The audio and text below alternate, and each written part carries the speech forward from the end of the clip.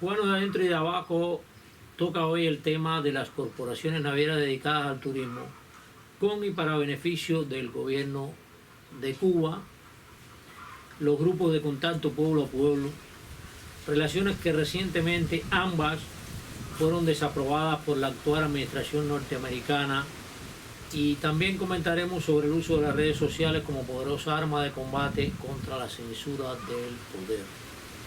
Comenzaremos por las declaraciones del gobierno de los Estados Unidos liderado por su presidente Donald Trump, que arrecia las medidas económicas contra la dictadura implantada en Cuba. Así resume el nuevo que eran las declaraciones del gobierno.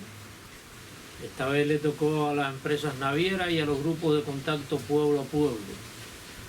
Una frase empleada solo para ocultar la estrategia e intenciones meramente políticas de estos grupos, pues para participar de ellos requisito indispensable la servidumbre incondicional al gobierno castrocomunista, que ha condicionado todo lazo de confraternidad, de relación cultural o académica y demás a la servidumbre incondicional al régimen como requisito indispensable y obligatorio. Toda relación con cualquier Estado está condicionada por esa condición, y valga la redundancia, como está condicionado toda la existencia del país, muy contrario a lo que dijo o a lo que planteó Karl Marx cuando dijo que la economía era la base y sobre ella descansaba la superestructura jurídica, política, etc. Cuba desde 1959, toda la base económica y social, vamos a decir, del país está sometida a la política gubernamental de Fidel Castro y su partido comunista, porque no es tan siquiera en estos momentos ni un partido del pueblo, es su partido comunista consagrado a su ideología. No existe un solo individuo propuesto para esos viajes que no esté probado ser enemigo jurado de la administración norteamericana y, entre comillas, enemigo jurado del capitalismo, pero aprovechan todas esas oportunidades para nutrirse del capitalismo. Yo escribo contacto pueblo a pueblo entre comillas, bien destacado, porque, como decía antes, refiere a la razón política por encima de cualquier razón.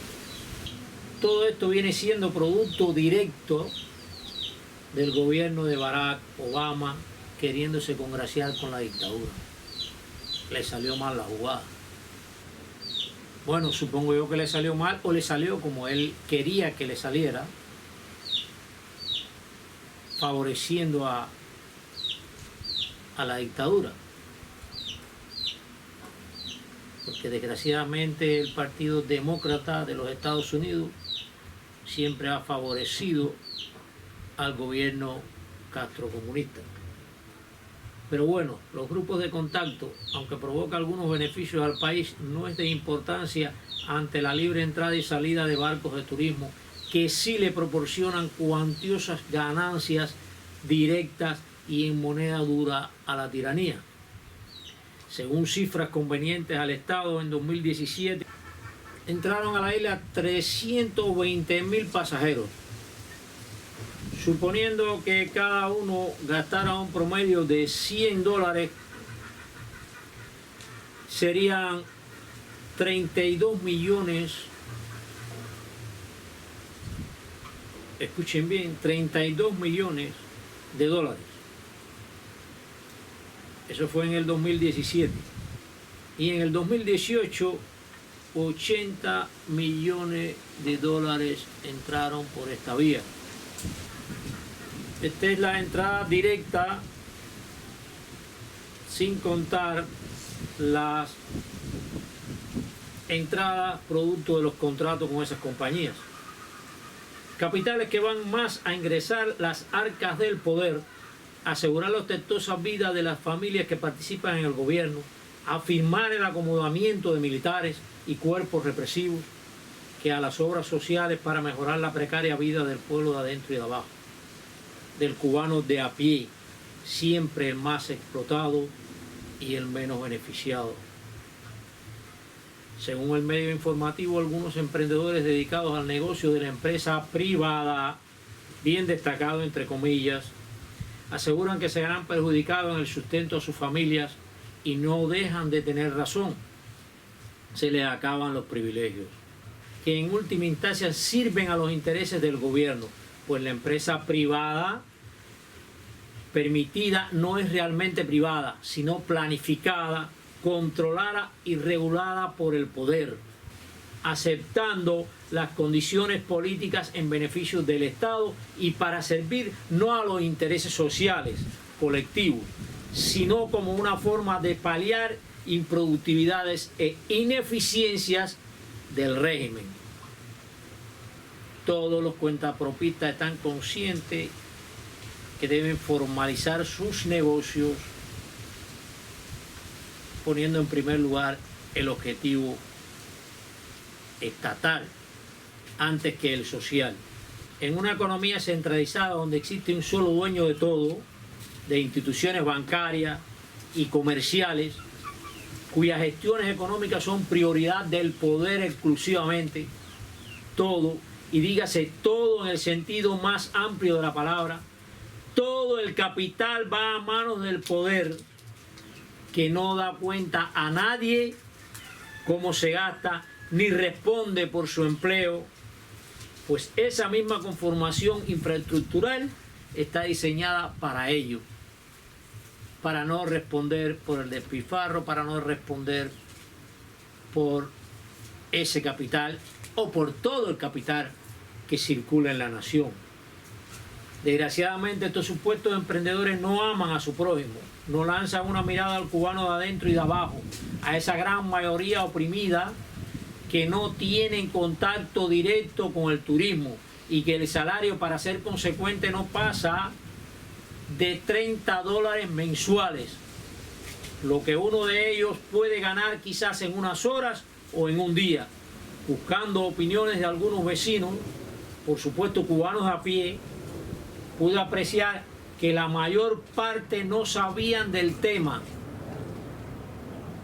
o no les preocupaba, y otros estaban bien lejos de la realidad, con una percepción errada. Algunos alegaban que los cuentapropistas protestaban porque recibían directamente grandes ganancias, pero que mientras fuera así, no les importaba a esos cuentapropistas mejorar la situación para el beneficio de todos, como es una realidad. La empresa privada que se desarrolla en Cuba no les interesa modificar la situación social, no les interesa hacer reformas profundas al gobierno, o quizás les interese, pero las ataduras que le ha puesto el Estado, más el temor que siempre han tenido a la manifestación pública y abierta de lo que piensan, lo que sienten y lo que quieren hacer y lo que creen, les impide reaccionar para el bien común.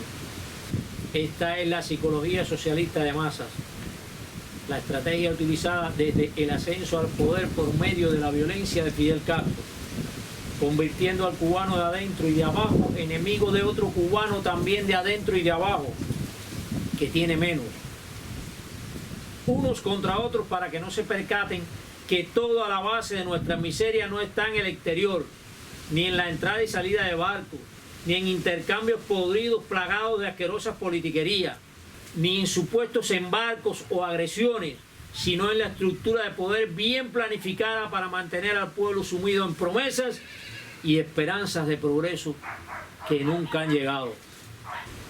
Si se cuenta que la mano de obra de Cuba es la más barata de América, las estadísticas de ganancias supercuantiosas de alquileres, de médicos, personal militar, personal de instrucción o educativo, de deportistas, agregando cifras de ganancias dadas por el mismo Estado, no hay justificación para los miles de necesitados de vivienda, para las ruinas en que se convierten las ciudades, carreteras, puertos, para el desabastecimiento de agua potable, para el estado deprimente de centros hospitalarios, para la carestía de productos de producción nacional, en fin, para la precaria vida del cubano de adentro y de abajo. Que nada de esto ha sido heredado de los anteriores gobiernos, sino de 60 años de gobierno de Partido Comunista. Que la reciente Constitución aprueba como único director de la economía del país, de la sociedad en general, como lo ha sido después del 1959 para acá, y hemos llegado a estas ruinas de país que tenemos. Cada cubano que se haga responsable de su aparente demencia senil para cubrir su escasa dignidad. La aplicación de esas medidas económicas por parte de la administración de Donald Trump están bien. El arrecio, o mejor dicho, el establecimiento de un bloqueo que hasta ahora no había golpeado el gobierno está bien. La erradicación del contacto pueblo a pueblo está bien. El pueblo de adentro y de abajo nunca ha podido participar de estos contactos. Las restricciones de remesas está bien. El establecimiento del respeto a la frontera de los Estados Unidos está bien. La estrangulación económica al gobierno está bien. Es preferible morir de hambre a vivir esclavo.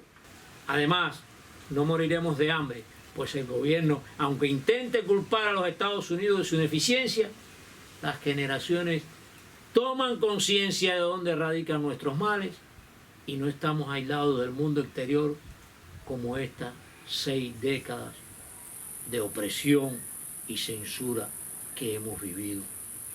Tenemos ahora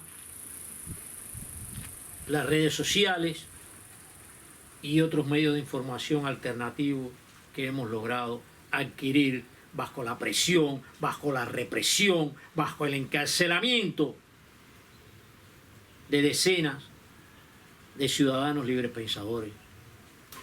Aprovecho esta oportunidad para aclarar la situación de las redes sociales como poderosa arma de combate contra la dictadura. No nos podemos aferrar a ella porque es dominada completamente por el Estado, por el poder. Es por eso que ha permitido el desarrollo de estas. Por ejemplo, cuando ponemos un Twitter, a los varios minutos de haber puesto el Twitter, ya nuestro Twitter está desplazado a un 50º lugar, o quizás 100 o 150 lugares después en poco tiempo. En primer lugar, existe un grupo de tuiteros del gobierno dedicado con todos los recursos pertinentes para oscurecer nuestro Twitter, para borrarlo prácticamente de las redes sociales. Entre esos tuiteros tenemos a Suseli, tenemos a Joaquín, tenemos a Abel Prieto, tenemos a UJC, que todos están constantemente cobrando un salario cuantioso, cómodos en un lugar con la internet permanente, cosa que nosotros, la oposición, no podemos mantener. Pero así sucede también en Facebook, con una publicación de Facebook Live. Con esto quiero decir que el gobierno tiene el control de las redes sociales, quizás no absoluto, pero sí está enfocado en hacer desaparecer nuestras informaciones. Es un arma poderosa, pero no estamos en condiciones, ni sabemos aún utilizarla con efectividad. Por eso recomiendo los blogs, porque en los blogs se mantienen las noticias, se mantiene todo lo que uno llega a publicar. Claro, hay estrategias que se pudieran aplicar para hacer que los tweets tengan más efectividad, sobre todo la rapidez en compartirlos y que se reactiven cada cierto tiempo. Pero bueno, eso lleva todavía bastante tiempo. Sin embargo, veo una gran parte o el mayor por ciento de la oposición dedicado a este tipo de trabajo. Aún son más efectivas la información a la instrucción en memorias, en discos, en impresos, en comunicación de palabra. Por eso son muy importantes que se mantengan todos estos medios, pero además que se mantenga, que se dupliquen, y los talleres y la información comunitaria. Ha sido un comentario de cubanos de adentro y de abajo.